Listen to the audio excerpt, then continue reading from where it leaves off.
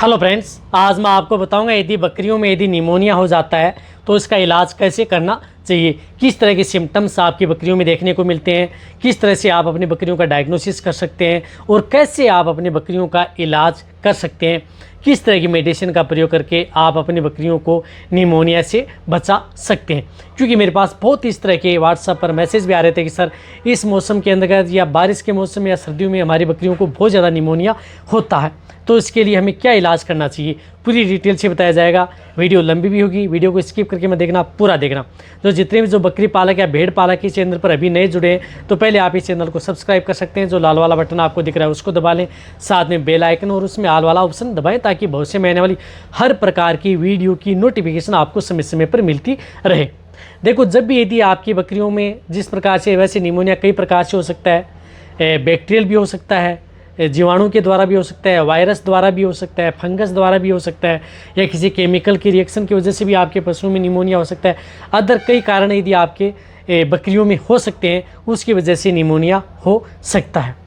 ये तो है, लेकिन इसके अंदर का देखो सिम्टम्स क्या होते हैं। सिम्टम्स आप आसानी से पहचान सकते हैं कि आप अपनी बकरियों में निमोनिया हो गया।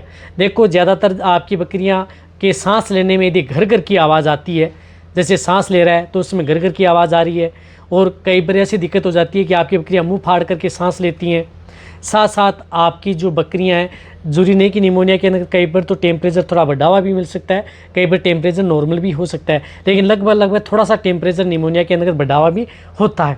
साथ साथ आपकी बकरियों की नाक से पानी आता रहता है, डिस्चार्ज आता रहता है, कभी वो गाढ़ा डिस्चार्ज के रूप में भी आपकी बकरियों की नाक से पानी आता रहता है।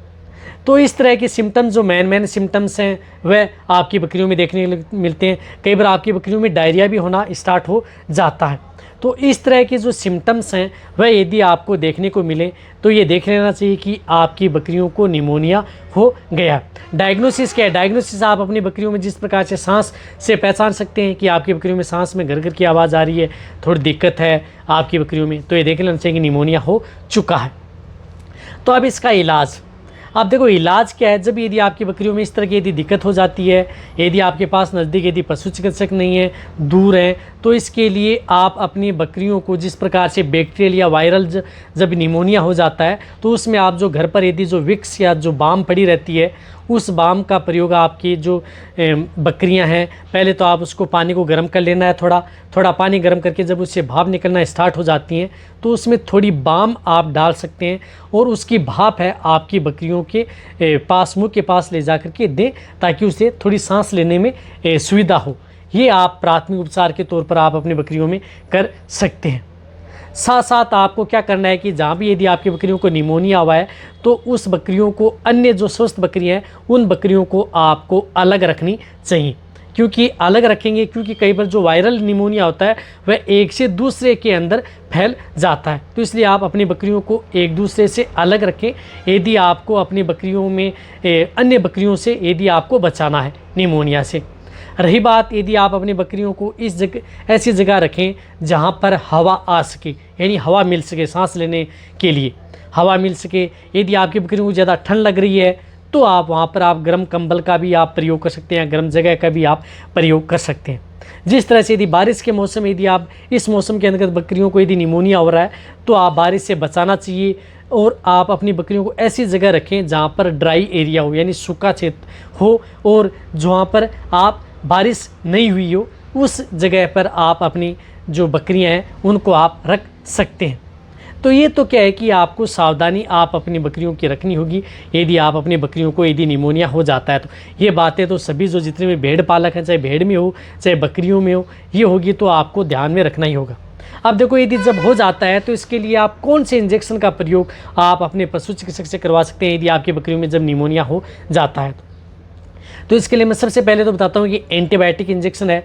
एंटीबायोटिक इंजेक्शन के तौर पर आप ऑक्सी टेट्रासाइक्लिन लॉन्ग एक्टिव, यानी ऑक्सी LA लॉन्ग एक्टिव लेना है। नॉर्मल ऑक्सी की बजाय लॉन्ग एक्टिव लेंगे तो यदि आपकी बकरियों में बैक्टीरियल वायरल है तो आप, क्योंकि ये 72 घंटे तक काम करता है तो आपके बैक्टीरियों को किल करने का काम करेगा, तो ऑक्सी LA ले सकते हैं।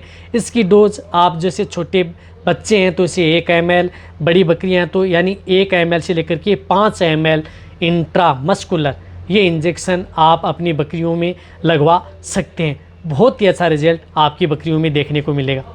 यदि आपकी बकरियां में ज़्यादा दिक्कत आ रही है, सांस में ज़्यादा दिक्कत आ रही है, श्वसन से संबंधित यदि ज़्यादा दिक्कत है, तो आप इस एंटीबायोटिक की जगह आप ये एंटीबायोटिक भी ले सकते हैं, जिस प्रकार से amoxicillin sodium and cloxacillin sodium एमोक्सिरम fort injection, जो 300 mg का इंजेक्शन आता है, ये इंजेक्शन आप अपनी बकरियों को इंट्रावेनस यानी नस में आप ये इंजेक्शन उन बकरियों को लगा सकते हैं। ये लगातार 3 दिन आप अपनी बकरियों को इंजेक्शन लगवा सकते हैं। यदि आपकी बकरियों में दिक्कत थोड़ी ज़्यादा है, थोड़ी दिक्कत कम है, तो आप ऑक्सी LA का प्रयोग कर सकते हैं, क्योंकि ये 72 घंटे तक काम करती है। इसी के साथ साथ आपको एनाल्जेसिक भी तौर पर लेना है, जिस तरह से आप मिलोक्सिकैम एंड पैरासीटामोल, जिस प्रकार से मिलोनेक्स प्लस आता है, इस इंजेक्शन का भी प्रयोग आप अपनी बकरियों में करवाना है। इसकी डोज भी 2 ml से लेकर के 5 ml इंट्रामस्कुलर ये इंजेक्शन आप अपनी बकरियों को ज़रूर लगवाना है, यदि आपकी बकरियां इस तरह की दिक्कत हो जाती हैं तो। इसी तरह से आपकी बकरियों के अंतर्गत जिस प्रकार से क्लोरफेनेरमाइन मेलेट CPM इंजेक्शन का भी प्रयोग आप अपनी बकरियों में करवाना है। 2 से 3 ml आप CPM इंजेक्शन का प्रयोग आप अपनी बकरियों में करवाएं। यदि आपकी बकरियां प्रेग्नेंट नहीं है या भी नहीं है, या दूध देने वाली बकरियां नहीं है, तो वहाँ पर आप डेक्सोना यानी डेक्सामेथासोन इंजेक्शन का प्रयोग कर सकते हैं, जिसके अंतर्गत साल्टो डेक्सोना यानी डेक्सामेथासोन डेक्सोना इंजेक्शन का प्रयोग आप अपनी बकरियों में यदि निमोनिया में करते हैं तो बहुत ही अच्छा रिजल्ट मिलता है। बट कौन से में, जो छोटे बच्चे हैं उनमें, या जो नॉन प्रेग्नेंट हैं यानी या भी नहीं है, नहीं तो ये अबॉर्शन कर देता है। तो ये इंजेक्शन भी आप 1 से 2 ml आप अपनी बकरियों को लगवा सकते हैं। ये इंजेक्शन भी आप, जो डेक्सोन आता है नॉन प्रेग्नेंट है, ये 1 से 2 दिन आप अपनी बकरियों को लगाएं। और जो एंटीबायोटिक जो इंजेक्शन बताए हैं, जो एमोक्सिलिन इंजेक्शन है, वह यदि लगाना चाहते हैं तो 2 से 3 दिन आप अपनी बकरियों को लगवा सकते हैं, यदि आपकी बकरियों में इस तरह की दिक्कत हो जाती है तो। ये जो ट्रीटमेंट है, यदि आपकी बकरियों को तुरंत यदि आप पहचान लेते हैं, तो आप ऑक्सी LA और जो मिलोक्सिकेम एंड CPM इंजेक्शन लगा करके भी आप अपनी बकरियों का निमोनिया से रोक सकते हैं। बहुत ही अच्छा रिजल्ट आपकी बकरियों में देखने को मिला। जो भी मैंने जो इंजेक्शन बताए हैं, ये इंजेक्शन आप अपने नज़दीक यदि पशु चिकित्सक है, उनके द्वारा आपकी इंजेक्शन आप अपनी बकरियों में लगवा सकते हैं और आप अपनी बकरियों को मरने से बचा सकते हैं। देखो, जहाँ तक हो सकता है मैंने आपको सही और सटीक जानकारी देने की कोशिश की है। ये जो भी आपकी बकरियों में इस तरह की दिक्कत हो जाती है, रही बात जो ये ट्रीटमेंट है, जिस प्रकार से एंटीबायोटिक एमोक्सिरम है, मिलोनिक्स इंजेक्शन है, ये यदि आपकी प्रेग्नेंट बकरियां हैं, गाभिन बकरियां हैं, CPM है, उन्हें भी आप ये इंजेक्शन लगवा सकते हैं, उनके लिए भी सेफ है। डेक्सोना आपको उनको नहीं लगाना है, इस बात का आपको ध्यान रखना है। ये वीडियो अच्छी लगी है नीचे जाके कमेंट में लिखिए। मेरी वीडियो को जितना हो सकता है, भेड़ पालक बकरी पालक हैं उनके साथ आप इस वीडियो को जितना हो सकता है शेयर कर दें, ताकि उन्हें भी पूरा प्रॉपर नॉलेज हो जाए कि निमोनिया हो जाए तो बकरियों को कैसे बचाएं, कौन सी दवा दे करके।